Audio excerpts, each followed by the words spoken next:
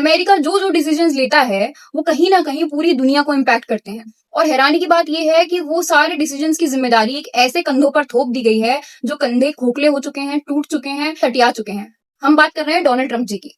अब इंडिया के Donald Trump से मुद्दे मैच नहीं खाते हैं। डोनाल्ड ट्रंप के इंडिया से ही क्या, रशिया से और भी देशों से मैच नहीं खाते हैं, क्योंकि टैरिफ रेट वो अंधाधुंध इंपोज करे जा रहे हैं। इंडिया इसी वजह से चाइना से, रशिया से सबसे बातचीत करता है कि क्या करा जाए, क्या सोल्यूशन निकाला जा सकता है। इतने में ही कुछ लोगों को मिर्ची लग जाती है कि इंडिया कमजोर हो चुका है, जो चाइना से अब बातचीत की बातें कर रहा है। चाइना पर क्या डिपेंडेंट हो गया क्या इंडिया, जो चाइना से बातचीत कर रहा है? नहीं, नहीं भाई नहीं। अगर हमारे किसी से टर्म्स एंड कंडीशन नहीं मैच हो रहे हैं और हमारे साथ वाले इंसान के मैच नहीं हो रहे हैं, तो हम दोनों साथ में बात करके एक बार सोल्यूशन निकालेंगे कि इस बात का क्या सोल्यूशन निकल सकता है।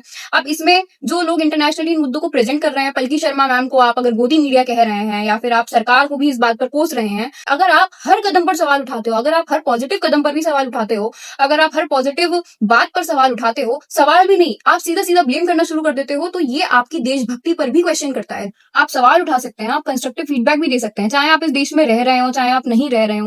मीडिया की बुराई आप इंटरनेशनली करते हैं तो वो कहीं ना कहीं इंडिया की इमेज को ही खराब कर रहा है। इंडिया की मीडिया की बुराई जो इंटरनेशनली रिप्रेजेंट कर रही है इंडिया को, जो सही में मुद्दों को बता रही है इंडिया के, अगर आप उनकी बुराई लग जाते हैं, आप उनको गोदी मीडिया कहने लग जाते हैं या फिर आप पॉलिटिशियंस की भी बुराई इंटरनेशनली करने लग जाते हैं, तो सोचकर देखिए जिस देश में खुद ही लोग रिस्पेक्ट नहीं दे पा रहे हैं अथॉरिटीज को, तो दूसरे देश आकर क्या देंगे। कहीं आप बुराई करते करते इतने अंधे ना हो जाएं कि आप एंटी पॉलिटिशियन से, एंटी मीडिया से सीधे सीधे एंटी नेशनली बन जाए।